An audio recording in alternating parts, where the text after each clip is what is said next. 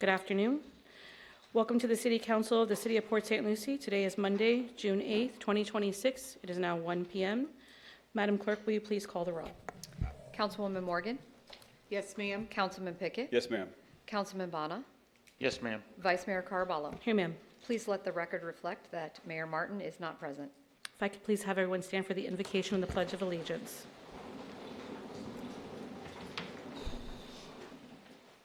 Almighty God in heaven, we ask thy blessings upon those gathered here this afternoon and upon all of the citizens of Port St. Lucie. Look with favor on our leaders and give them the insights, the wisdom, and the patience to deal with the problems and tasks coming before them. Please bless their work and their deliberations. Amen. Amen. I pledge allegiance to the flag of the United States of America and to the republic for which it stands, one nation, under God, indivisible, with liberty and justice for all.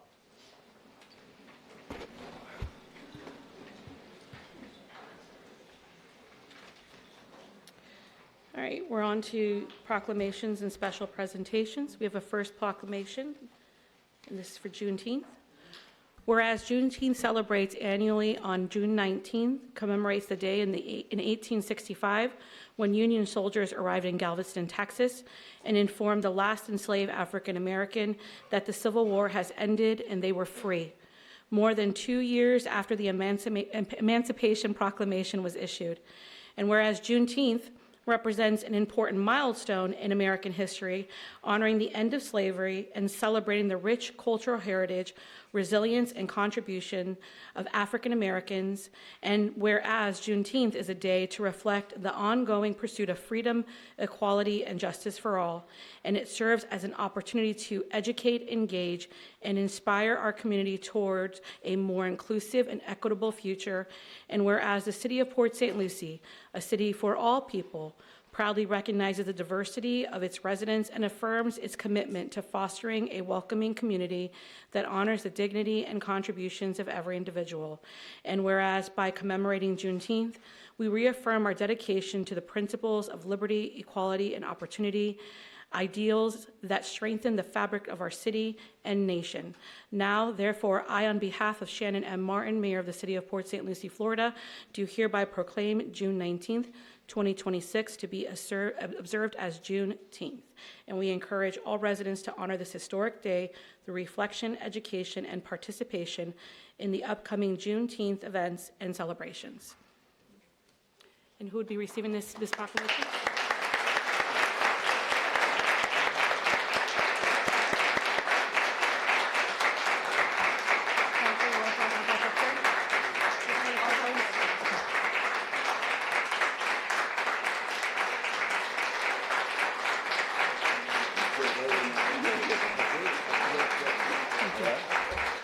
Whenever you're ready. Would you like to start with the photo, or did you want to say something first? Yes, I did want to thank you, Vice Mayor. Salome Angrand, I am the Special Events Project Manager and also the organizer for the Juneteenth event, our city's Juneteenth event, a city celebration of unity. I also want to recognize the members behind me that are also doing the Juneteenth event that the city is sponsoring. So we have here members of the Brotherhood, Clyde Isley, Cliff Montero, George Knox, and we also have members of the Boys and Girls Club here, Will Armstead, plus his team, and Dr. Chancellor Howell as well, who's also be putting on our Juneteenth events. See, I know him as Gunny. I don't know him as...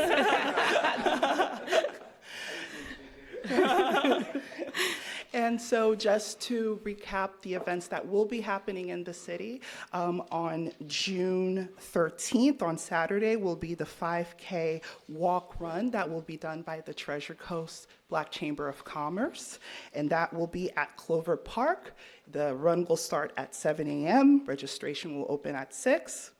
Our city's Juneteenth event will be happening on Friday, June 19th, from 5 to 7:30 at Mid-Florida Event Center. That event will be happening at Mid-Florida. It will be a celebration of unity. We will have education, entertainment, community outreach, and a special tribute to Opal Lee, which is considered the grandmother of Juneteenth. And last, but certainly not least, will be Saturday, June 20th, which will be the Boys and Girls Club event of Freedom Forward, which will be an event at Tradition from 6 p.m. to 9, which will have music, arts, and vendors. So something for everybody. Thank you. You ready for a picture? Sure. Council, would you like to come down?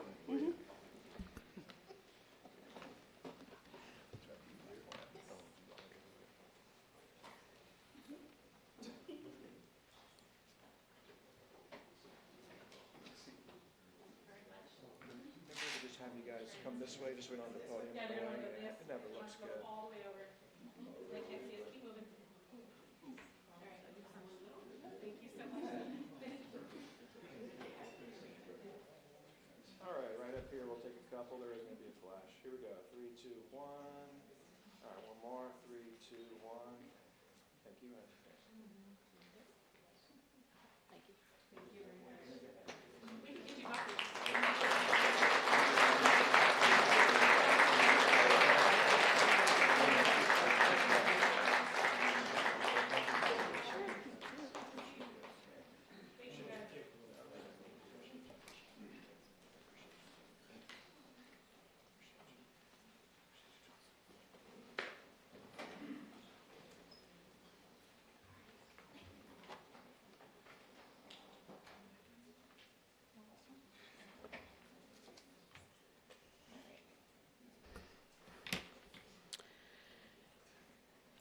We have one more proclamation, and that is for LGBTQ plus Pride Month.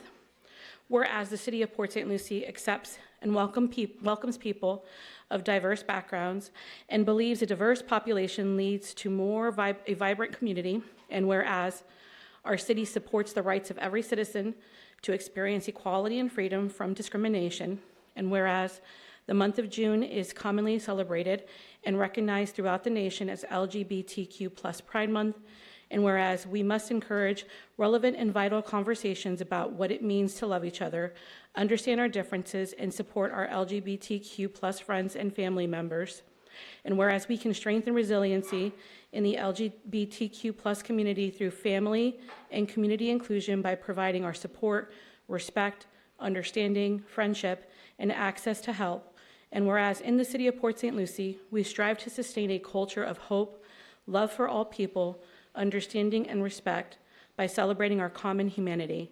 And whereas we should all strive to be more inclusive and accepting of the LGBTQ plus members of our community.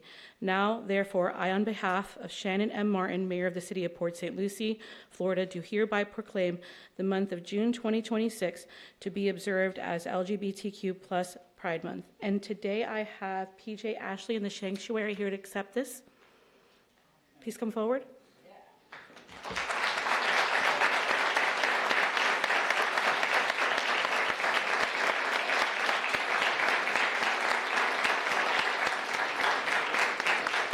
Did you want to, Carl, you would like to say a few words? Please, Phil. Thank you. Please go ahead. Thank you, Vice Chair. Thank you, City Council. On behalf of the Sanctuary of the Treasure Coast, I'm Carl Bridges. I'm the Community Affairs Liaison with the group. PJ is our president with the LGBTQ caucus and different members of our community here also to accept it here. We just thank you for your accepting us, and that's all we want, to be part of the community, be able to be part of the family, and just be able to live our lives the way we need to be. Thank you. Thank you very much. Council, would you like to come down for a picture?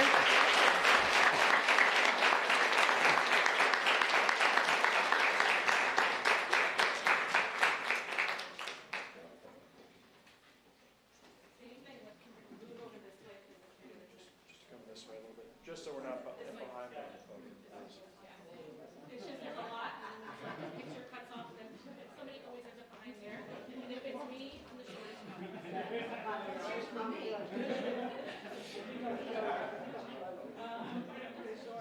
All right, right up here, no flash this time. Here we go. 3, 2, 1. Take one more. 3, 2, 1. Thank you.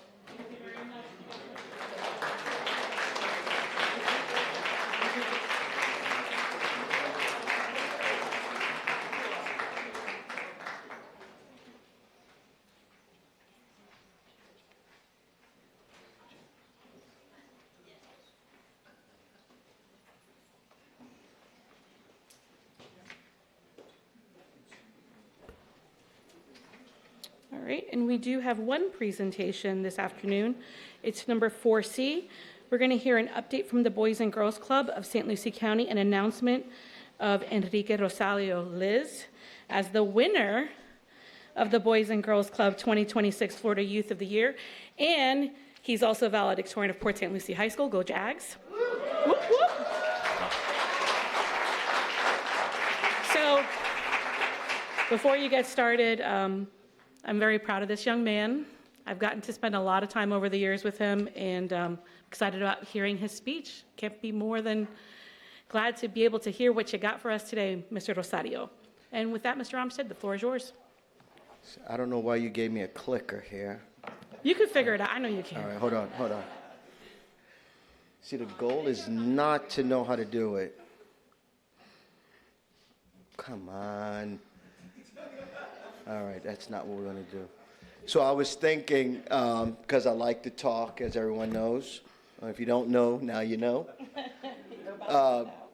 But this is the most important slide, so I decided that I wasn't going to be up here 25 minutes because the city manager said you better not be up there for more than the time allotted. But I do want to share that St. Lucie County needs club kids, and club kids need you. And real quickly, I want to share with everyone that our mission is simple, is to enable all young people, especially those who need us most, to reach their full potential as productive, caring, and responsible citizens. I wanted to share that throughout the school year, we're in 30 locations. 16 of those locations are right here in Port St. Lucie. We've had a mobile club in Port St. Lucie over the last, I want to say, 5 years, where we've served thousands and thousands of families, children and families of all ages. I want to say the number's about 16,000 over those 5 years. We serve about 1 million meal snacks and in our pantries annually. And we've been in business in St. Lucie for 32 years. Our core programs include academic success, our workforce program, character and leadership, the arts and healthy lifestyles. And I want to share right now with you that this is a record year for us, as we have nearly 500 teenagers at one of our clubs this summer. And that's not an easy task, to have 500 13, 14 through 18-year-olds in our clubs. But we have a group of teenagers, 61 to be exact, with the partnership with TCC in St. Lucie Public Schools, where they'll be going through a 7-week internship, real-world experience, $15 an hour jobs for about 30 hours a week. And they get to come back to our Boys and Girls Clubs and get to tell us and talk to us through what their experiences was. And I'm thankful to have 50 great organizations, companies, that are working with us in order to make that happen. So I do think personally they deserve a hand clap, because it is a little tough working with teens.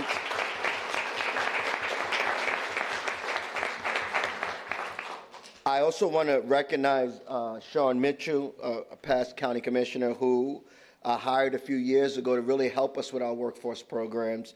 And the last couple of years, he put on a pre-apprenticeship program. And this will be our second cohort, where 32 teens were able to receive some certifications, some national certifications. They went through 144 hours of training, and so it's a big deal. We're getting kids ready for the future. I did talk a little bit about the mobile club, but I think you guys are tired of hearing about me and or hearing what I have to say. And but I do want to recognize Enrique. Number one, he is the 3-time city or county winner for Boys and Girls Clubs, and it's a stiff competition. And this year, he took the state title as the Youth of the Year.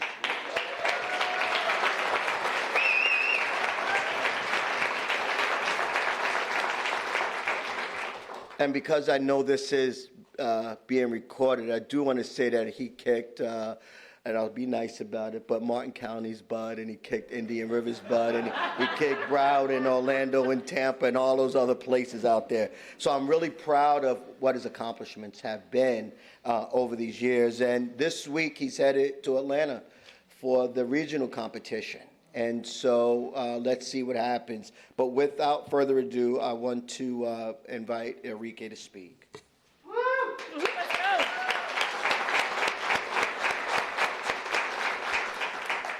Thank you, City Council, and thank you, Mr. Will, for that amazing introduction. As Mr. Will mentioned, I stand here today as the Florida State Youth of the Year for the Boys and Girls Club, and I am leaving tomorrow to Atlanta for the regional presentation. And now I was planning on sparing you guys my Youth of the Year speech because I'm sure you guys have heard me time and time again, unless you guys want to hear that. So it's up to you. Do you want to practice a little bit before you hit Atlanta? No, I think he needs to perform it. You think so? You know, I think Council, do we for- agree? Let's do it. Go For ahead. time's sakes, and this might be the last time that I will stand And in the reason front I of you say that, guys. excuse me, Enrique, is because if you've never heard this young man speak, he is a phenomenal public speaker. He is. That's why I want him to say this speech. Go ahead. Let's go. Absolutely. So this is the official Youth of the Year speech that I will be presenting to the regional judges on Thursday.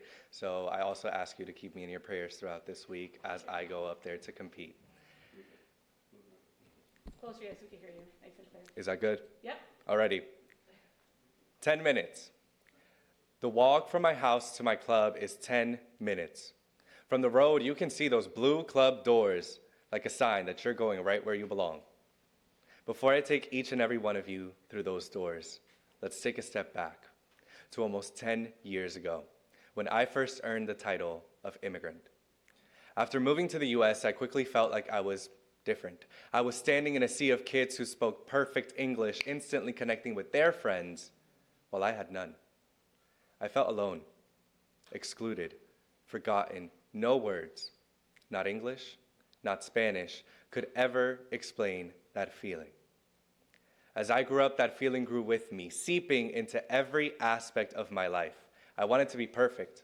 I wanted to lose my Hispanic name. I stopped speaking Spanish. Most of all, I craved academic validation, and the pressure to ace every exam, excel in every class, and be better than everyone else was overwhelming. My life became a competition, and I needed to win.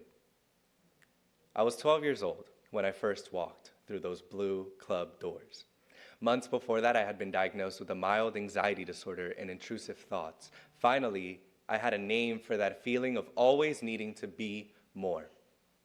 Working with my anxiety, I was ready to take the next step, and so I walked to those blue club doors. The club was my lighthouse. After years of being in the dark, it became my community. It's through Keystone that I've strengthened my leadership skills and become active in my community. It's through Voices and the support of my club staff that I've reconnected with who I am. That 12-year-old is now his school's valedictorian and a proud future Gator at the University of Florida. Go Gators. Now I have my very own Spanish program at my club where, yes, I teach Spanish, but I also get to create a safe space for the next generation of club kids. And when I look at the over 40 students that I've taught, I don't just see their potential. I see an 8-year-old me, proud to know that I am sharing the language and the culture that I was once so ashamed of. So, 10 minutes. Sometimes exactly what we need is only 10 minutes away. For me, that was my club. The community that gave me an opportunity to be a kid, a club kid. For the millions of immigrant youth like me, I want them to have the same opportunities to just be kids. And that starts with educational resources, caring educators, a community, a country that cares. Just like I am now so proud to say, Yo soy Enrique Rosario Liz. I want every child to be proud of exactly who they are. Thank you.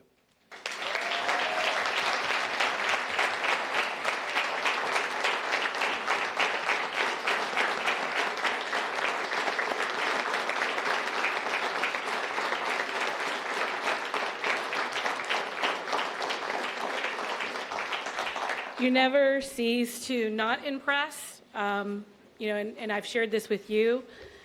My parents obviously are immigrants, and I was born in this country. But what also is in your speech, and I don't know if others can relate, is there's so much pressure as us as immigrant children. When my parents came to this country, it was not only do you live in the land of the free, you live in the land of the free, and we expect you to achieve greatness. There was no I can just halfway do something today. It was always impressed on us. So on top of the pressures of just trying to fit in, you're also dealing with the home pressures as well. And I love you, Mom and Dad at home, for pushing me so hard. But I know that you've been pushed very hard. I know your father very well. You've made your family proud no matter what the outcome is. I'm sure you're going to win regionals. I'm not surprised he kicked everyone else's butt, Will. I mean, come on. I got a few more names. But then on to nationals and then to win that. Council, do you have any comments you'd like to add? Councilman Enrique, Pickett.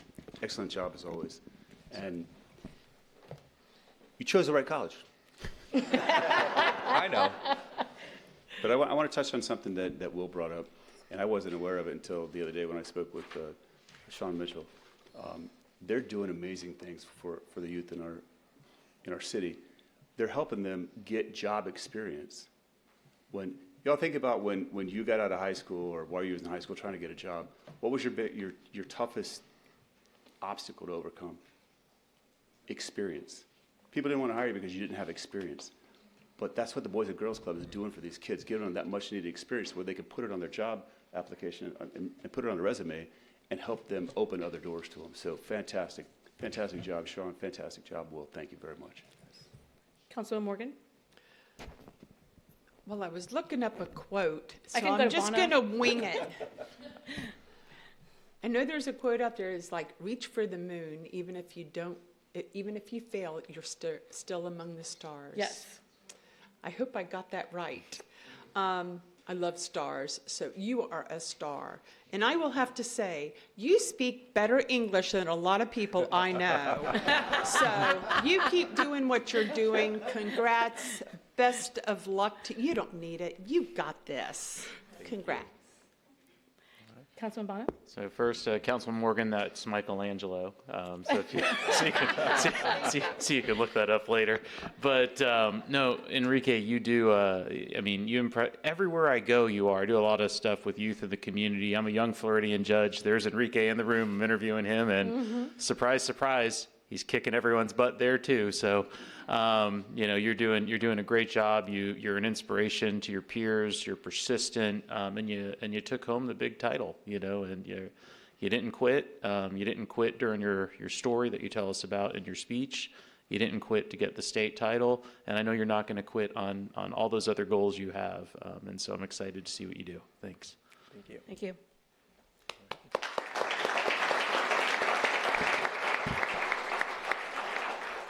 I just need 20 more minutes. I don't know, Will. But I do want to say that Boys and Girls Club of St. Lucie County has had the title 3 of the last 5 years. And the reason why we had it the last 3 to 5 years is because of you all, because of the support that we get. Jesus, we talk often, and probably I text you early, you text me early. I appreciate you. I appreciate the support that you give us. I appreciate the mayor, what she's doing for us, and all the council. I appreciate Stephanie. You've been on our board for a long time back in the day. I appreciate that, and I appreciate you, Councilmember Pickett, for the same thing of spending time as a board member. But I just appreciate what the community as a whole is doing, because that's what's important. If we want to see more Enriques, we need more participation in a positive way. So I recommend that you guys keep doing what you're doing, and let's move forward. Thank you, guys. Thank you.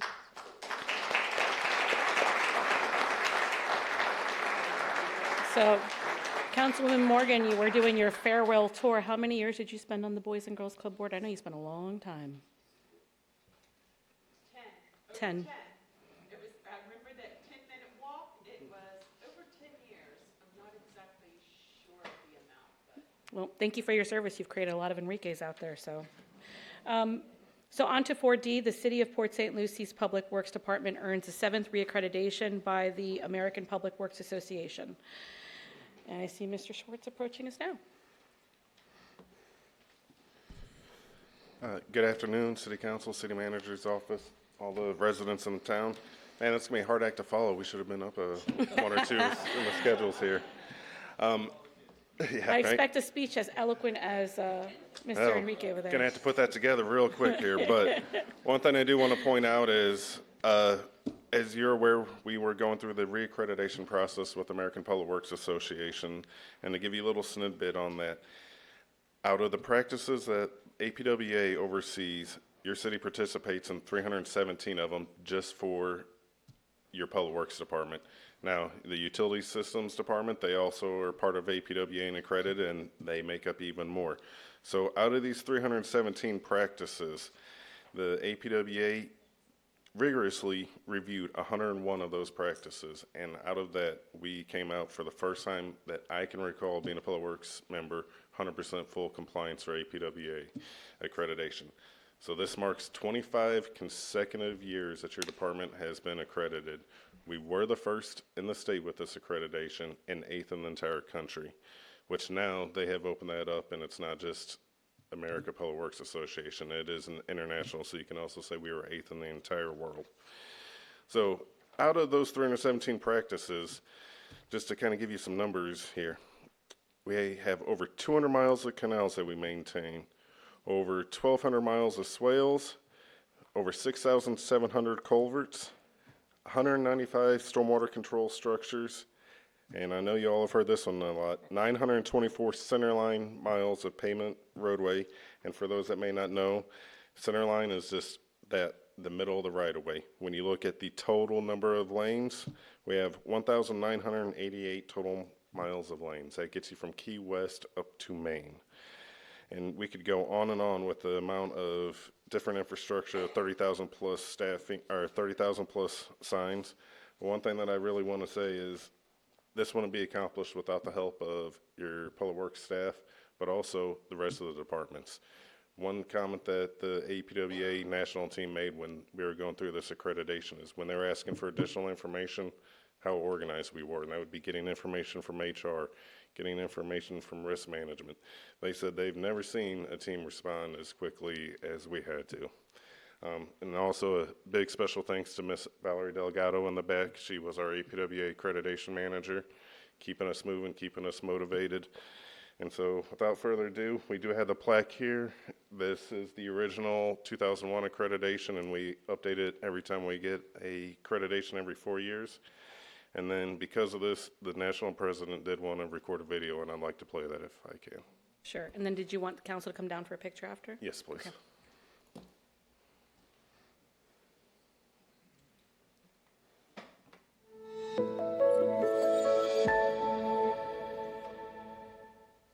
Good day. My name is Vic Bianis, your American Public Works National President. A little bit about APWA. We have a membership of 31,000, representing a workforce of 500,000. It is a true honor to join you in recognizing an exceptional accomplishment. The City of Port St. Lucie Public Works Department in Florida. The Public Works Department provides maintenance of roads and bridges, stormwater management, traffic operations, and landscaping. Today, we celebrate the successful reaccreditation by the American Public Works Association for a leader in stewardship, a leader in public works. The APWA accreditation program is a rigorous process that recognizes public works agencies that go above and beyond in their operations and management. It confirms that the city not only meets but exceeds national recognized public works best practices. It demonstrates a commitment to continuous improvement, high ethical standards, and accountability to the public you serve. You know, it begins with a self-assessment. We evaluate policies, procedures, and practices against APW's 110 best practice criteria. APWA evaluators who evaluate the department are industry professionals from other accredited agencies. I'm proud to report that your department achieved a 100% rating and is in full compliance of all applicable practices. You know, the department celebrates 25 years of continuous accreditation, a milestone that speaks to a long-standing commitment to excellence. Even more impressive, the city was the first agency in Florida to achieve accreditation, leading others in the state to follow. Truly, truly outstanding. So what does it mean to be accredited? It enhances your credibility and reputation. It communicates to stakeholders, customers, and the public that you are nationally recognized to utilize the best practices and standards. It drives continuous improvement. The process ensures you update and refine your practices, keeping up current with industry changes and operational efficiencies. It attracts and retains top talent. High-performing professionals want to be part of your organization that is committed to excellence and are recognized as an industry leader. This achievement would not have been possible without the hard work and professionalism of your entire project team. I'd like to acknowledge the support of Mayor Shannon Martin, City Manager Jesus Merejo for their leadership in the pursuit of excellence, and congratulations to Colt Schwartz, Public Works Director, and your Accreditation Manager, Valerie Delgado, for your dedication and achievement. On behalf of APWA, congratulations to the Port of St. Lucie for being accredited. You are truly an outstanding public works agency. Well done.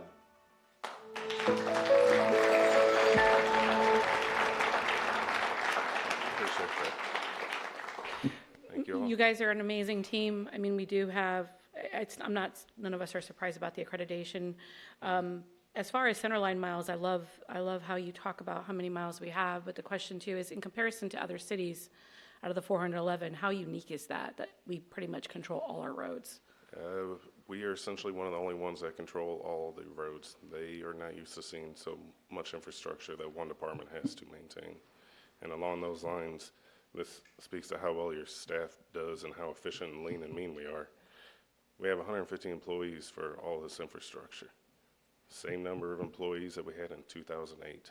So we are doing some data-driven, efficient processes here, and I'm just glad to be part of this family here. I appreciate that, Colt, very much. Thank you. Council, you would like to go down and take a picture?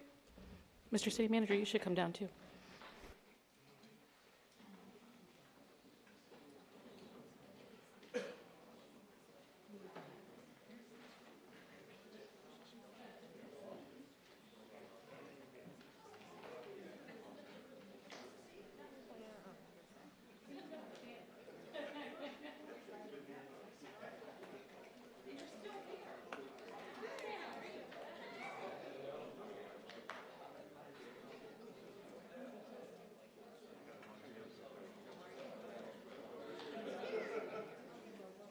All right, right up here at me. We'll take a couple. 3, 2, 1.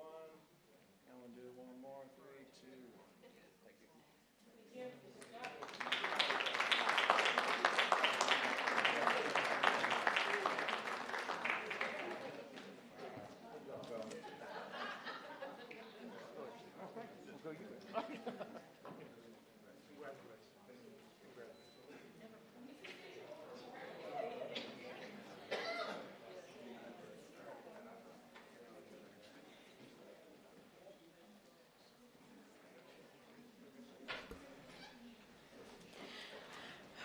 We're on to public to be heard. This is your opportunity to speak to the council on issues that are non-agenda related for 3 minutes. We ask that you provide your name and your address for the record. And with that, we'll go ahead and begin. We have one card, Yvonne Weinstein. Welcome, Ms. Weinstein. Welcome. Thank you. You might want to pull the mic down just a little bit because it's a little high. Thank you. I would like to address some issues that I'm having with the Port St. Lucie Police Department. For the past 4 years, I've been arrested, humiliated, followed, threatened, and intimidated by the police. I have lived in Port St. Lucie for 25 years, and I've been treated like an offender and that I don't belong here. My neighbors are getting away with murder and lies, and they keep trying to get something on me and keep calling the police to report me. I don't even get the courtesy of being told which neighbors are complaining and what they are saying. But I know most, if not all, of the complaints are invalid and fabricated. I don't even get a day that they aren't staring at me or trying to cause me distress and trouble. The police make it worse by allowing the neighbors to get away with all their foolishness, and that makes the situation worse for me. Mr. Vandergrift, my next-door neighbor, has 5 or 6 cameras on me, and as soon as I leave the house, he calls the police to follow me around. I say to the police outside and inside places where I go shopping and dining. I don't ever get a break from this harassment and stalking. Can you please help me with all these noises? May I continue? In addition, Mr. Vandergrift, in November 2025, was watching me backing out of my driveway, and as soon as I entered the street, he got into his truck with his trailer attached to it, and suddenly and fast drove by me. I thought for sure I would be injured or dead from him. I reported this incident to the police, and they decided before they even came to my house to see the video footage I had waiting for them that he would be excused from any wrongdoing. The police told me that Mr. Vandergrift was about to mow his grass because they saw a lawnmower on his driveway. I continued to watch the video. Mr. Vandergrift never mowed his lawn. In fact, Mr. Vandergrift went ahead and put his lawnmower in his trailer and didn't even attempt to mow his grass. I called several times to talk to the police officer. I left messages for him to call me, and the police officer never called me back or cited Mr. Vandergrift for harassment because that's the least thing he could have done. This is an example of how one-sided the situation is between the police, the neighbors, and me. Thank you, Ms. Weinstein. I appreciate the comments, and if you'd like, we'll address them once you have a seat, because we can't go back and forth. Pardon me? We'll thank you very much for coming. Thank you. Thank you. So that's the only card I had to speak. Is there any other member of the public that would like to address the council at this time? Seeing no one move forward, I'll go ahead and close public to be heard. Council, any comments? Mr. City Manager, I do have her card here. If you would be able to reach out to Ms. Weinstein and Sure. to be able to document what's happening. And then also, Ms. Weinstein, as you exit later on today, in the back right-hand corner of the room is our police chief. He's also back there. He's heard all your comments, and I'm sure he would like to speak to you further whenever you're able to get back there. The police chief for the city is in the back right-hand corner behind you, ma'am.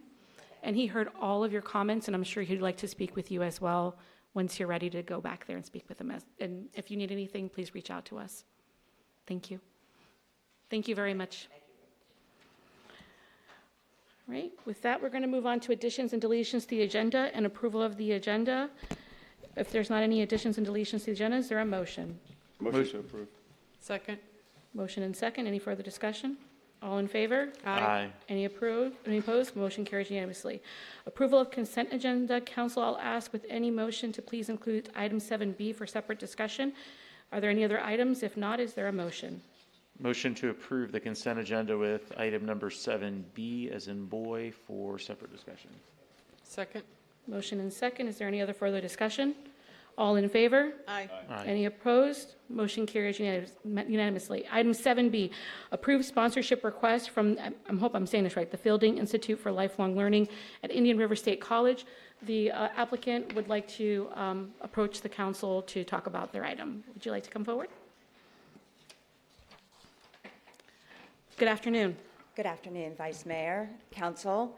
My name is Teresa Lacey, and I appreciate you allowing me to speak since I wasn't really included on the agenda today. I just wanted to say a few words about what the Fielding Institute is and what we do for the community. And I'm going to break rule number 1 of public speaking, and I'm going to read from a script. But anyways, I'm here on behalf of the Fielding Institute for Lifelong Learning, a peer-led educational program that provides seniors with opportunities to continue learning, stay engaged, and build meaningful connections within their community. What makes our program unique is that our instructors, whom we call peer leaders, are volunteers who share their knowledge, skills, and passions with others. They do not need to be professional teachers. Some of our peer leaders are retired professors and educators, but many are professionals and community members with expertise they are eager to share. They include engineers, physicians, pharmacists, scientists, entrepreneurs, technology professionals, musicians, language instructors, artists, lawyers, and countless others. The beauty of the program is that everyone has something to teach and something to learn. Currently, many residents from Port St. Lucie travel approximately 40 minutes to attend our classes and lectures. Their participation demonstrates that there is already a strong interest in lifelong learning within this community. We would like to bring those opportunities closer to home and create a local program that better serves your seniors who may prefer not to travel long distances.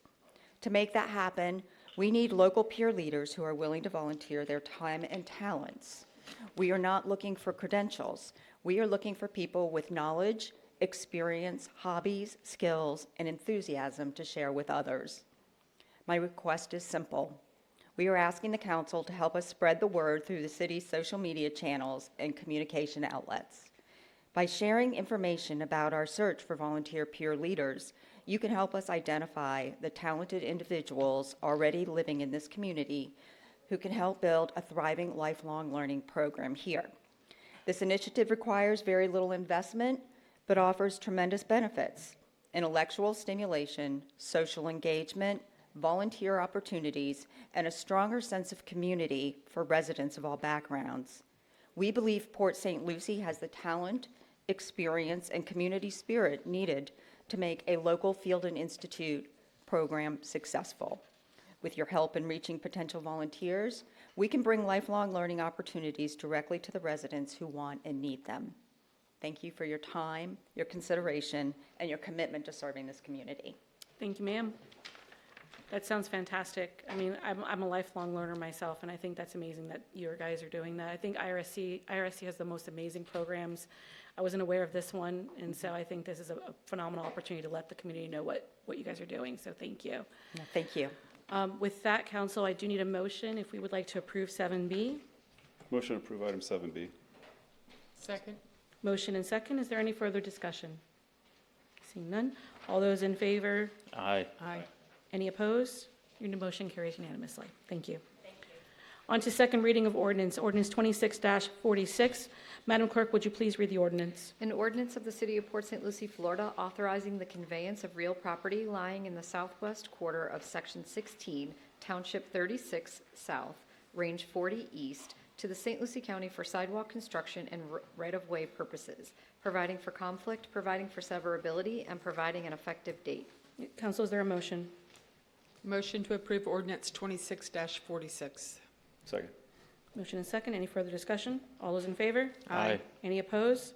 Motion carried unanimously. Ordinance 26-47. Madam Clerk, would you please read the ordinance? An ordinance of the City of Port St. Lucie, Florida, abandoning a portion of a 20-foot wide rear utility and drainage easement affecting Lot 3, Block 2085, Port St. Lucie, Section 21, according to the plat thereof, as recorded in Plat Book 13, pages 27, 27A through 27F of the Public Records of St. Lucie County, Florida, providing for conflict, providing for severability, and providing an effective date. Thank you, Madam Clerk. Council, is there a motion? Motion to approve ordinance 26-47. Second. Motion and second. Any further discussion? All those in favor? Aye. Any opposed? Motion carries unanimously. Item 8C, ordinance 26-49. Madam Clerk, please read the ordinance. An ordinance of the City of Port St. Lucie, Florida, amending ordinance 05-180 adopted on June 13th of 2006 for property located east of McCarty Road and approximately 1.25 miles south of Midway Road, McCarty Road LLC, to modify certain conditions, providing for conflict, providing for severability, and providing an effective date. Thank you, Madam Clerk. Council, is there a motion? Motion to approve ordinance 26-49. Second. Properly motion and second. Any further discussion? All those in favor? Aye. Any opposed? Motion carries unanimously. 8D, ordinance 26-50. Madam Clerk, would you please read the ordinance? An ordinance of the City of Port St. Lucie, Florida, providing for the First Amendment to the Planned Unit Development Conceptual Development Plan and Zoning District and Regulation for McCarty Road MPUD located east of McCarty Road and approximately 1.25 miles south of Midway Road, providing for conflict, providing for severability, and providing an effective date. Thank you. Council, is there a motion? Motion to approve ordinance 26-50. Second. Motion second. All in favor? Aye. Any opposed? Motion carries unanimously. Ordinance 26-51. Madam Clerk, could you please read the ordinance? An ordinance of the City of Port St. Lucie, Florida, providing for the Second Amendment of the Master Planned Unit Development Regulation Book for Wilson Groves Parcel A, MPUD, located north of Becker Road, west of future roadway north-south B, east of future roadway north-south A, and south of future extension of Southwest Hagner Drive, providing for conflict, providing for severability, and providing an effective date. Council, is there a motion? Motion to approve ordinance 26-51. Second. Any further discussion? All those in favor? Aye. Any opposed? Motion carries unanimously. Item 8F, ordinance 26-52. An ordinance of the City of Port St. Lucie, Florida, amending Chapter 158 zoning code by amending Section 158.225 outdoor sales and special events, providing for conflicts, providing for severability, providing for codification, and providing an effective date. Thank you, Madam Clerk. Council, is there a motion? Motion to approve ordinance 26-52. Second. Any further discussion? All in favor? Aye. Any opposed? Motion carries unanimously. Now we're on to 9, other public hearings. 9A, public hearing and 30-day comment period, update on draft 2026 to 2030 CDBG consolidated plan and review of the 2026 and 2027 annual action plan. Ms. Flores, how are you today? I'm doing well. How are you? Good. Thank you very much, and whenever you're ready. Okay. Well, good afternoon, Mayor and City Council. Today's agenda item includes consideration of the city's 5-year Community Development Block Grant, or CDBG, consolidated plan and the 2026-2027 annual action plan. The consolidated plan is a HUD-required strategic planning document that identifies the city's housing, community development, public service, and infrastructure priorities over the next 5 years. It serves as the framework that guides how the city will utilize federal CDBG funding to address community needs and improve the quality of life of our residents. The plan also serves as a foundation for future annual action plan and performance reporting required by HUD. Development of this plan has been a collaborative effort involving city staff, our consultant team, community stakeholders, nonprofits, and residents. I would like to thank everyone who participated in this process, particularly Kathy and Rosa and the rest of the Neighborhood Services team, whose efforts helped ensure meaningful community engagement throughout the planning process. I'd also like to recognize our consultants, Civitas. Civitas is a national consulting firm based in Charleston, South Carolina, that specializes in HUD program technical assistance and has assisted state and local governments across the country for nearly 20 years. Their expertise has been invaluable in helping us analyze community needs, facilitate public participation, and prepare the consolidated plan. Joining us today is Civitas Principal and Lead Consultant Aaron Chatham, who will provide an overview on the consolidated plan process, key findings, and recommendations. Following his presentation, I will return to discuss the proposed projects and funding allocations, including in the 2026-2027 annual action plan, and help facilitate council discussion. Thank you. Do we have Eric online? Hi, good afternoon, ladies and gentlemen. Good afternoon, Eric. Chatham with We can hear Civitas, you. happy to be with you. I believe there's a PowerPoint we're going to share.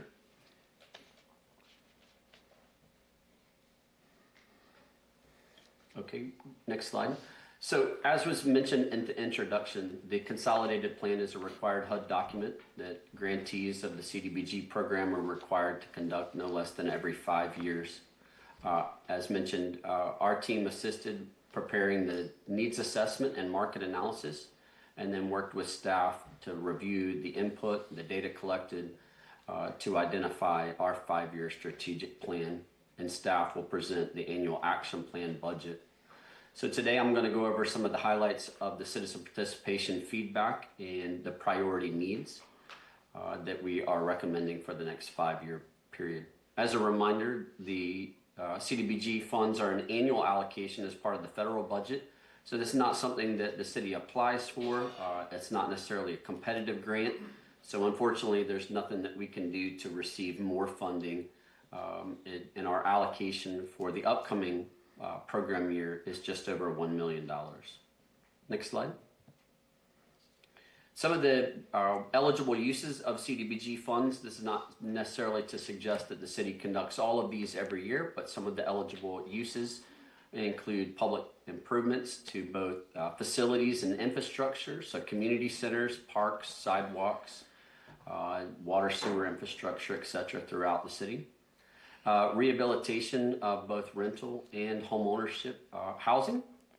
Economic development, which can look like business assistance as well as job training and employment services. Funds can be used to acquire sites, land and buildings for one of the other eligible uses.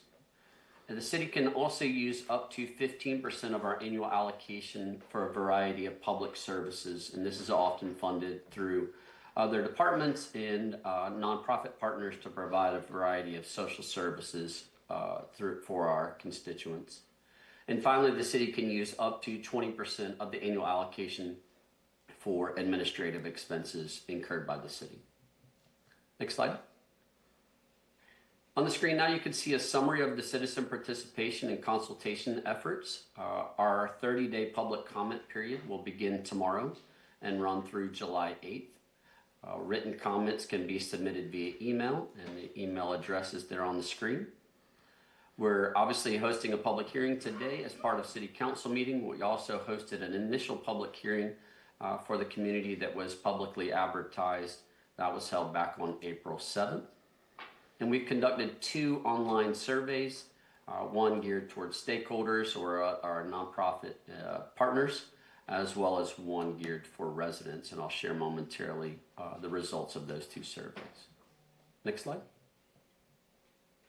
So on the community survey, we didn't have a huge participation, but we did have 107 respondents, and they identified 3 priorities.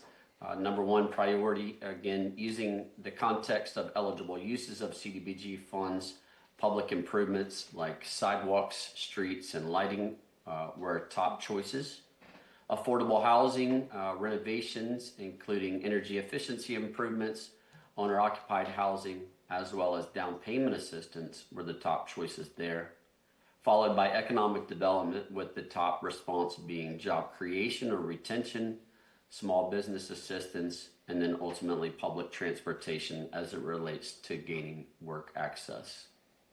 You can see a little bit of the demographics of the respondents on the right-hand side. 96% of the respondents live in Port St. Lucie. We did limit the results to just those that are actually residents. So 107 residents does represent that 96%. Largest age group was from 35 to 44 at 27%, but we did have respondents in a variety of age ranges, which is helpful. Worth noting though, and it's not atypical in studies like this, but 86% of our respondents were homeowners, 10% renters, and the balance living within a home that was owned by somebody else, but not technically paying rent. 45% reported monthly housing cost over $2,500. Certainly that was mostly related to mortgages, taxes, and insurance, but certainly worth noting those high housing costs, and we're seeing that throughout the housing needs assessment. And 25% of the respondents did identify as Hispanic, so fair representation of the community. Next slide, please. On the stakeholder survey, you can see on the right-hand side some of the takeaways there. We had 8 agencies respond as it relates to the clients that they serve and services that they were referencing. Top funding priorities for CDBG, naturally from organizations that received this funding, were continued funding for public services, as well as more assistance in affordable housing and homeowner opportunities. Affordable housing availability was identified by all respondents as being a major unmet need. It is worth noting, however, that CDBG funds unfortunately cannot be used for new construction of housing. It can be used to acquire sites and improve infrastructure, but we can't actually use these funds for the vertical construction. So that's why we limit it to housing rehab and potentially home ownership assistance. So affordability continued to be an issue that representatives from both the stakeholder cohorts as well as resident respondents were identifying. If you look at the summary of the community survey side for residents as it relates to those public services at the bottom there, there was a particular focus on mental health services, youth services, transportation, anti-crime programs, and preserving neighborhood quality of life as the city continues to grow and experience traffic and infrastructure improvements. Next slide. So again, the entire plan with the full housing market study, the demographic analysis, and the full feedback, there's lots of data and maps in the plan. It's well over 200 pages. So I encourage those that might be interested to really review the needs assessment and market analysis. But bringing together the data collection, the mapping, the feedback from community and stakeholders, And then, of course, working with city staff, we've identified these 4 priorities as it relates to funding for the next 5-year period. So again, within the context of the eligible use and limitations with CDBG, the top priority would be public facilities and infrastructure, continued improvement and expansion, affordable housing preservation and homeownership opportunities is second priority. Public services, again, we're limited to 15% of our allocation here. And then HUD likes to see that all of our funding does go to at least one priority and goal. So for that, a portion of the funds that we will set aside for administration will, of course, have effective and efficient grant management and administration as a priority. Next slide. And I believe that I'll turn it back to city staff here to go over the funding recommendations for the annual action plan. Okay. I do have another presentation. Well, thank you. I will now review the project staff are recommending for inclusion in the 2026-2027 action plan. As part of this process, Neighborhood Services solicited project requests from the city departments and evaluated eligibility under HUD regulations. As Eric stated, our allocation is a little over $1 million.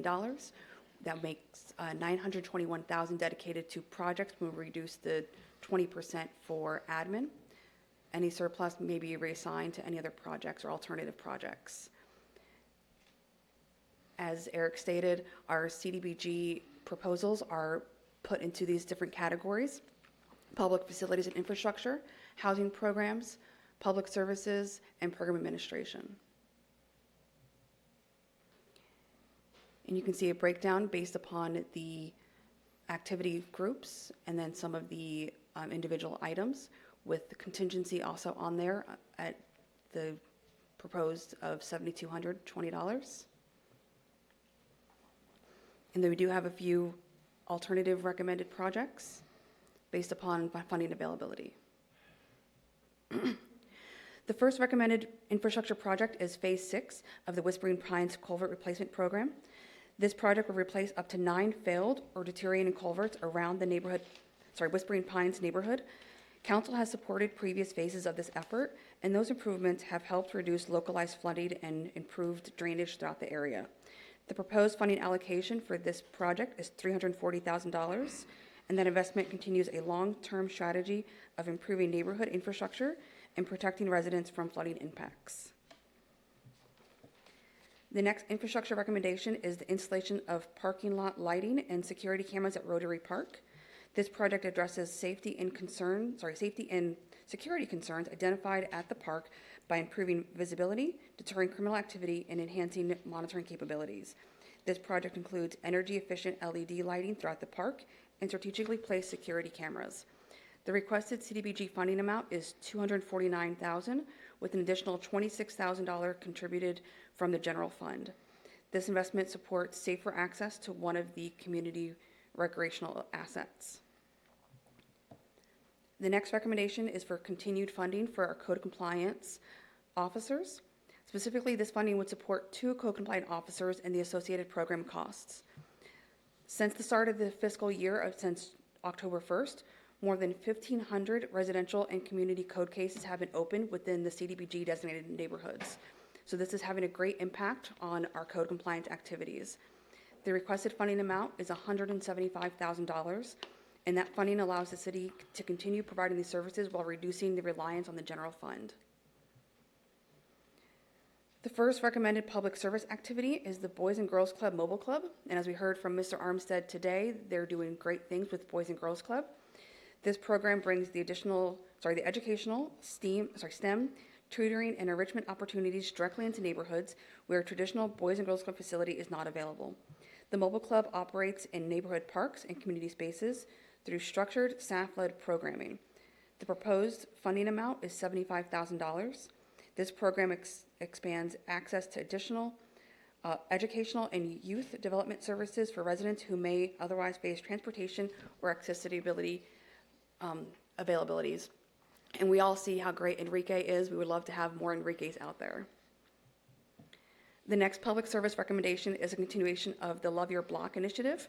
This program empowers residents to improve their neighborhoods through community-driven projects and partnerships. The proposed funding would support 2 CDBG designated neighborhoods through mini grants, neighborhood engagement activities, and green space improvements. Funding would provide resources for resident-led beautification projects, community engagement events, and enhancements through the Naturally PSL program. The requested funding amount is $75,000. This program has demonstrated success in strengthening neighborhood pride, resident engagement, and community partnerships.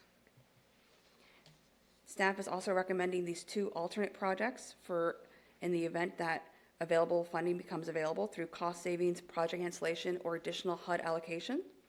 The first alternate project is construction of approximately 1 mile of sidewalk along Northwest Torino Parkway. This project would improve pedestrian connectivity between existing infrastructure and future improvements associated with Torino Regional Park. The total project cost is approximately $1 million, with the requested $800,000 from CDBG, and the remaining would come through CIP or half-cent sales tax. The next alternate project is the Veterans Memorial Dock upgrade at Rivergate Park. This project will replace a dock system that has experienced repeated damage from hurricanes, flooding, and king tides. The upgraded dock would improve safety, accessibility, and resiliency through the use of modern construction materials and designs.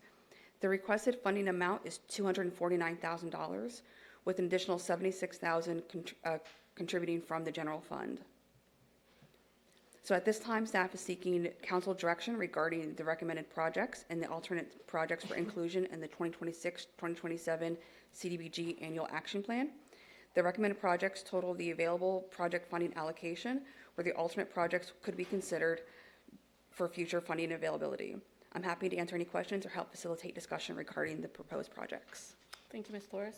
Council, do you have any questions for staff? Go ahead, Councilman Pickett. Christina, do we have any idea what the cost of the, I mean, not the cost, but the amount of times that we've had incidents at Rotary Park? The reason I ask that is because you're saying you're putting lights up to prevent it, so what crimes have been happening there? And second of all, have we talked to or attempted to talk to the residents that live around that park? Because that park is closely to people's property. Mm-hmm. There might not be a lot of support for having lights at that park. I do not know that, Councilman Pickett. However, I will ask Mr. Keene from Parks and Recreation to come up to see if he happens to have any more information. Because I would much rather see that money directed towards sidewalks in Torino, because we know we have a huge park coming online there, and there's not a lot of sidewalks around Torino, and once that park comes online, you're going to have a lot of people in that area walking to that park. So it makes better sense to me to redirect that money to that to those sidewalks to that park. Understandable. And Mr. Keene? Good afternoon, Vice Mayor, City Council. Brad Keene for the record, Parks and Recreation Director. The majority of the crimes and police incidents involving Rotary Park have been primarily things like minor theft, people in the park playing basketball, a phone gets stolen, or something along those lines, a bicycle here and there.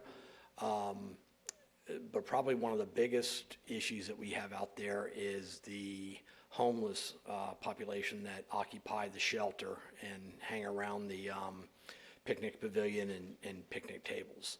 So having just some light and cameras out there would be a benefit.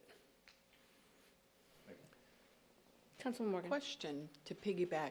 Don't our parks close at dusk? Our neighborhood parks do close at dusk. Our community parks are open till 10 p.m. And Rotary Park is a neighborhood park. So it would close at dusk? Correct. So I think the challenge is, and I agree, I think I would like to see sidewalk dollars. I think the challenge is the limitation of the funding, because they only give us 1.1 million. That sidewalk is 800,000. So pretty much you'd have to cut every other project within the recommendation of activities to be able to fund the sidewalk, because the funding for the lighting and security cameras equates to 249,000. So, Ms. Flores, if I can if I can make a suggestion for the futures of the presentation, I would really like to see if we're going to offer alternatives, offer dollar for dollar alternatives in the future, because I think it's a little misleading, and I don't want to mislead the public that I could actually fulfill that project in the scope. So I appreciate the alternatives, but I just want to make sure that if it is an alternative, it's a true alternative that I can flip out and switch if I would like to. Are you guys good Understand, with Vice that? Mayor? Okay, thank you for that feedback, Vice Mayor. Thank you very much. Any other questions for staff? Seeing none, this item is a public hearing. I'm going to go ahead and open the public hearing now. Public hearing is now open. Is there anybody in the audience that would like to speak on item 9A? Seeing no one move forward, I'll go ahead and close the public hearing. Council, is there a motion? I have one more question. Sure. Go right ahead. So historically, do we typically use the whole 20% contingency, or have we put money back into projects after? The 20% for project admin normally does get used, and right now, currently, we are funding 2 full employees plus our contract employee using CDBG grant admin funding. The contingency is not 20%. That is a very small fraction. That's just a little over $7,000. But we do normally use the full 20% grant admin as an offset of the general fund. Okay, yeah, I was just curious about that. Thanks. Yeah, I think it's a great question, and I think with discussion of transparency, I think it's important. The grant admin has to administer the grant, has to provide all of the requirements by the federal government to report on the CDBG. And I think our SHIP also, is SHIP staff also through that as well? SHIP is, however, SHIP is limited to 10%, but we are having 2 full-time employees paid through SHIP admin. Okay, yeah, I think I appreciate the information. There's a lot of questions of like where this funding goes, so I think it's important just to be transparent with the public of where it's at. So, anything else? Thank you very much. Council, if there's nothing further, is there a motion? Motion to approve item 9A. Motion and second. Any further discussion? All those in favor? Aye. Any opposed? Motion carries unanimously. Thank you, Ms. Flores. Okay. And Vice Mayor, City Council, we still have the rest of the consolidated plan information to go through. That was just for the 2026-2027 action plan action items. So I will take it back to Mr. Chatham with Civitas to go over the rest of the CDBG activities that talk about the rest of the plan. I believe that there is more that he wanted to talk about in regards to the HUD submission. So for clarification, Ms. Flores, is this going to require a separate motion, or is this just for review and discussion? This would just be for review and discussion. Okay, thank you. You may proceed. Mr. Tatham, are you Thank still you, Vice there? Mayor. I just wanted to summarize and remind the public of the opportunity to continue to participate, provide feedback following today's session. So now that the public hearing is closed, we will open the 30-day public comment period tomorrow morning through July 8th. Again, written comment can be provided via email. You can see Catherine Sala's email address on the right-hand side of the screen. There was also public notice, and this is available on the city website as well. Following the conclusion of the comment period, we will summarize all the feedback as well as council's endorsement today for the 26 action plan budget, and we will submit no later than August 15th to HUD. We anticipate being well in advance of that August 15th deadline. And then as a reminder, these funds will become available to the city based on the city's fiscal and program year starting on October 1st of this year. And I believe that concludes our presentation, unless there's any further questions or comments from council. Thank you. No, thank you. And I apologize, Vice Mayor, I did give misleading information. We do need a separate motion to approve the consolidated plan unless council wanted to amend the previous motion. No, we'll just go ahead, and if you guys are okay, we'll go a separate motion. I need a motion to approve the consolidated plan. So moved. Second. Motion and second. Any further discussion? All those in favor? Aye. Any opposed? Motion carries unanimously. Thank you very much. Thank you, ladies and gentlemen. Thank you very much. On to first readings and public hearings. 10A, ordinance 26-54 is a public hearing. Madam Clerk, would you please read the ordinance?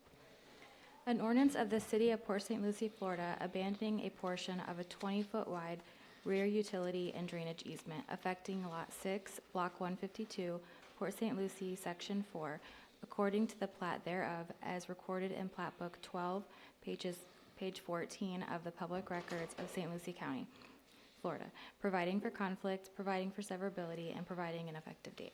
Thank you, Madam Clerk. This item is a public hearing. I'm going to go ahead and open the public hearing. Is there anyone here that would like to speak on ordinance 26-54? Seeing no one move forward, I'll go ahead and close the public hearing. Council, is there a motion? Motion to approve ordinance 26-54. Second. Motion is second. Any further discussion? All those in favor? Aye. Any opposed? Motion carries unanimously. Ordinance 26-55 says on our agenda that it is a public hearing. Mr. City Attorney, would you confirm on record that this item is not a public hearing? Is that 10C or 10D? Okay, you said 10, I have 10B. I thought you said 10B. 10D doesn't show a public hearing at all. Correct. We're just on 10D. That was I said. Oh, so we you do may need a have public heard hearing on 10B, B. but I meant Okay. 10D. Well, 10D on my agenda is correct, sir. Okay, So no excellent. public hearing. Okay. B is correct. Yeah, Yeah, sorry B for is the correct. confusion. And if you have D as a public hearing, that's the one that's incorrect. That's what happens when you play telephone. Ordinance 26-55 is a public hearing. Madam Clerk, would you please read the ordinance? An ordinance of the City of Port St. Lucie, Florida, abandoning a portion of a 20-foot wide rear utility and drainage easement affecting lots 34 and 35, Block 2049, Port St. Lucie, Section 21, according to the plat thereof, as recorded in Plat Book 13, page 27 of the Public Records of St. Lucie County, Florida, providing for conflict, providing for severability, and providing an effective date. Thank you, Madam Clerk. This item is a public hearing. Public hearing is now open. Is anyone here to speak on ordinance 26-55? Seeing no one move forward, I'll go ahead and close the public hearing. Council, is there a motion? Motion to approve ordinance 26-55. Second. Motion is second. Any further discussion? All those in favor? Aye. Any opposed? Motion carries unanimously. Ordinance 26-56 is also a public hearing. Madam Clerk, would you please read the ordinance? An ordinance of the City of Port St. Lucie, Florida, abandoning a portion of a 20-foot wide rear utility and drainage easement affecting Lot 11, Block 2289, Port St. Lucie, Section 33, according to the plat thereof, as recorded in Plat Book 15, pages 1A through 1B of the Public Records of St. Lucie County, Florida, providing for conflict, providing for severability, and providing an effective date. Go ahead and open the public hearing. Is there anyone that would like to speak on ordinance 26-56? Seeing no move forward, I'll close the public hearing. Council, is there a motion? Motion to approve ordinance 26-56. Second. Motion is second. Any further discussion? All those in favor? Aye. Any opposed? Motion carries unanimously. Item 10D, ordinance 26-57. Madam Clerk, would you please read the ordinance? An ordinance of the City Council of the City of Port St. Lucie, Florida, establishing McCarty's Choice Community Development District pursuant to Chapter 190 Florida statutes, naming the district, describing the external boundaries of the district, describing the functions and powers of the district, designating 5 persons to serve as the initial members of the district's Board of Supervisors, providing for notice of special assessments, providing for conditions, providing for exceptions and interlocal agreements with the city, providing a severability clause, providing for repeal of conflicting ordinances, providing for filing with the Department of State, and providing an effective date. Thank you. Sometimes it's a tongue twister. Thank you, Madam Clerk. Is there a motion? Motion to approve ordinance 26-57. Second. Motion and second. Any further discussion? All those in favor? Aye. Any opposed? Motion carries unanimously. Moving along, we have no resolutions. We have no unfinished business. We are on item 13, new business. 13A, request for an attorney-client session with the City Council to discuss pending litigation in the matter of Matee Construction Company, Inc. versus City of Port St. Lucie, case number 2025-CA-2754. Mr. City Attorney. Yes, thank you, Madam Vice Mayor. Just a placeholder request to the City Council for this particular litigation. We have no imminent request or need to do it now, but we'd like to put a placeholder as the litigation progresses. Sounds good. Council, is there a motion? Motion to approve. Second. Motion and second. Any further discussion? All those in favor? Aye. Any opposed? Motion carries unanimously. Item 14, City Manager's Report. Mr. City Manager. Yes, Madam Vice Mayor, I just have one item. As you know, a requirement of the Port St. Lucie Utilities Department, they're required to provide a water quality report every year. And this report really looks at all the testing that we've done throughout the year. It's a various different type of testing that's done. That's a requirement of the permit.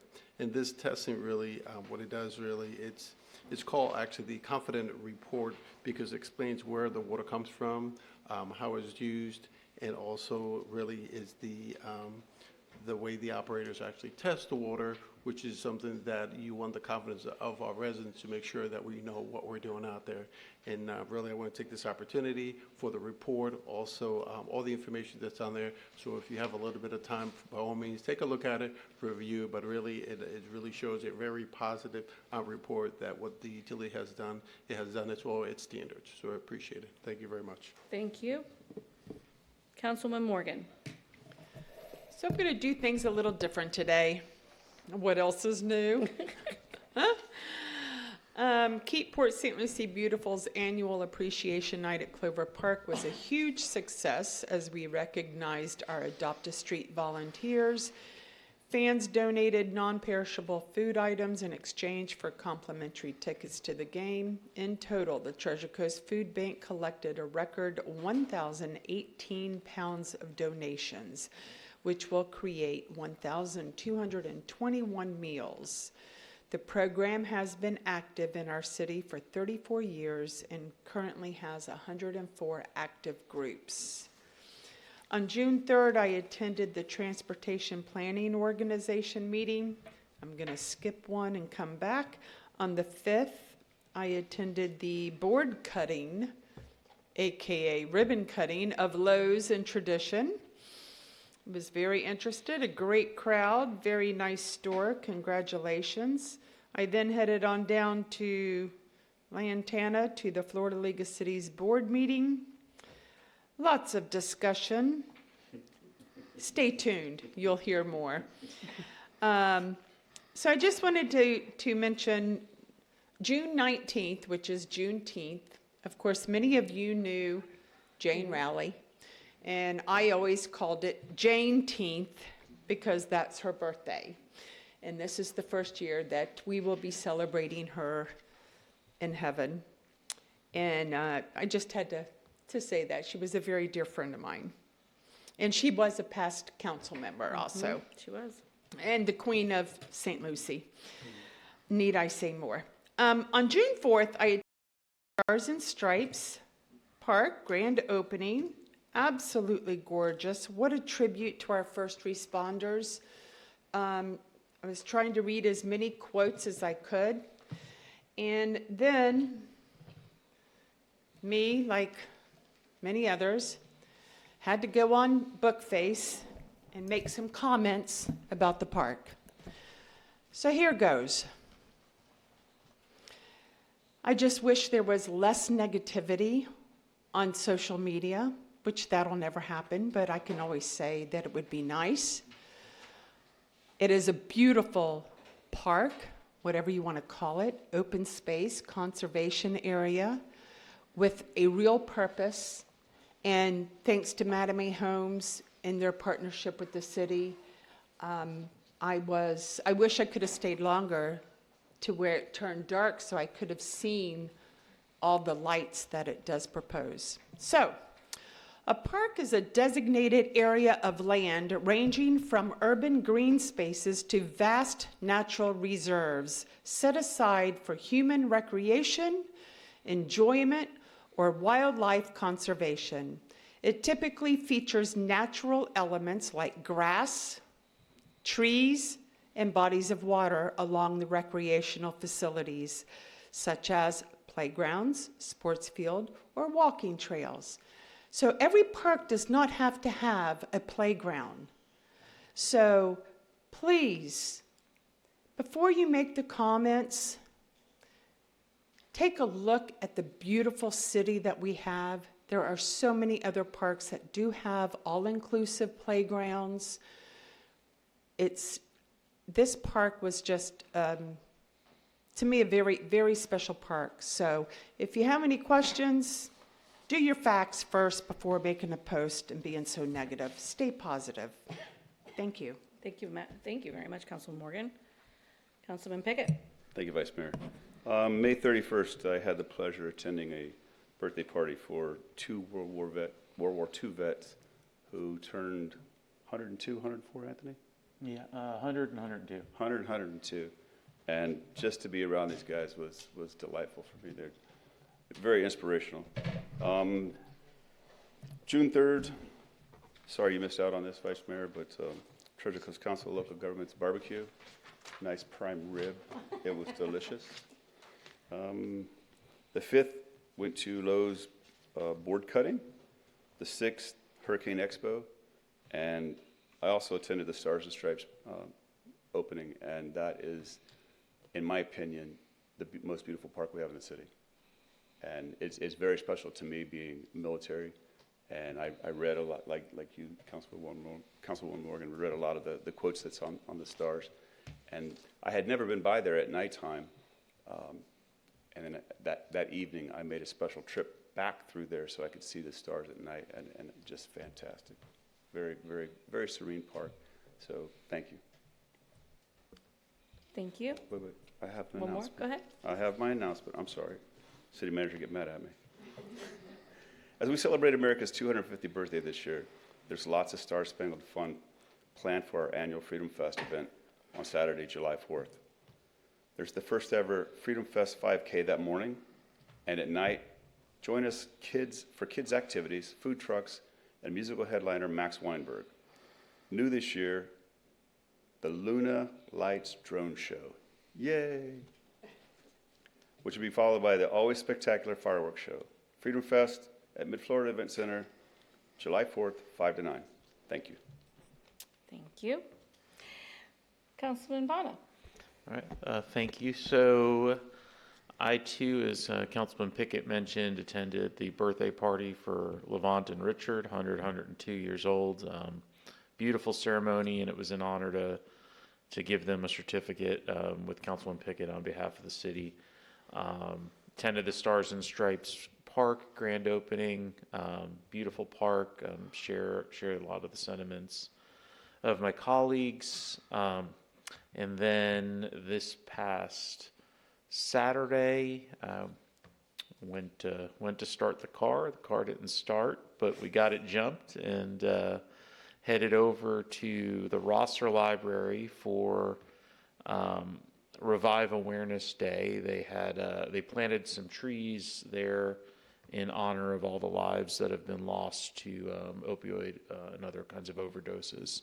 And they gave out trees and plants to the community. And then after that, made it to the Hurricane Expo, where we had over 50 vendors and lots of good information. Hurricane season is underway, and so we all need to be prepared. And for my announcement, 3 Port St. Lucie police officers were honored at the 2026 First Responders Appreciation Foundation Award Ceremony, an event that celebrates excellence, professionalism, and dedication among public safety agencies in Florida. Detective Diane Estrella was named Detective of the Year. Canine Officer Corey Kresick received the Life Saving Award. Master Sergeant Eric Lavasser was honored with the Valor Award.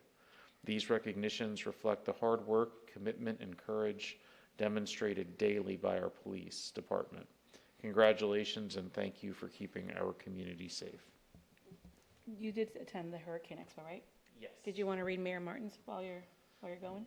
You're on a roll? Sure. The 2026 Atlantic hurricane season began June 1st, so Saturday was the perfect time for our annual Hurricane Preparedness Expo at the Mid-Florida Event Center. This year I was honored to have attended the event, which was full of valuable information about how to get storm ready.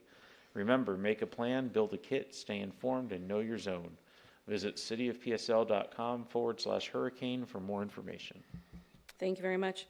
I wish I could have attended that birthday party with the two of you. I had a family birthday party, but that I got to see, Joe sent me some of the information.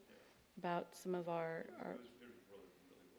heroes, and I mean, that's just amazing. Hopefully, if we're able to do the next one next year, I'm able to attend that one because it looked like a very, very nice event. On 5/27, I toured Lactologics with Congressman Brian Mast.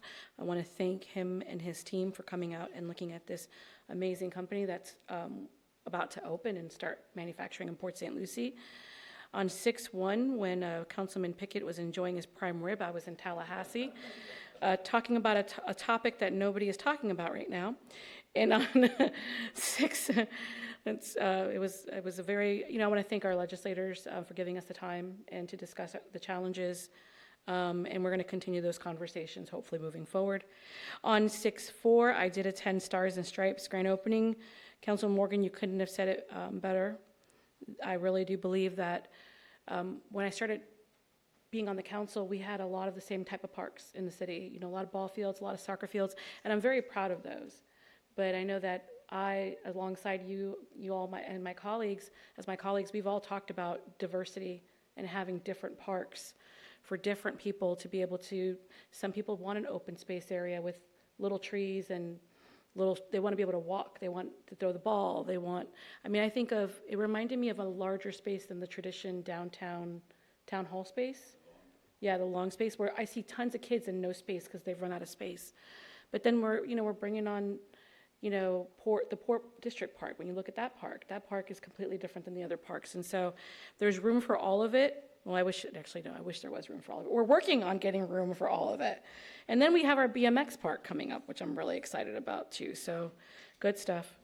On 6/5 to 6/6, I also attended the nominating committee for the Florida League of Cities, as well as the board of directors meeting. And my announcement is the same from from the beginning of the meeting, but just in case we missed some information, Juneteenth stands as a powerful reminder of the emancipation of African Americans in the United States. We invite the community to honor this historic milestone during Juneteenth, a celebration of unity on Friday, June 19th. The event will be dedicated to reflection and education and will also be honoring Opal Lee, the grandmother of Juneteenth. This free event is from 5 to 7:30 p.m. at the Mid-Florida Event Center. Is there anything else coming before the board? Seeing none, this meeting is adjourned.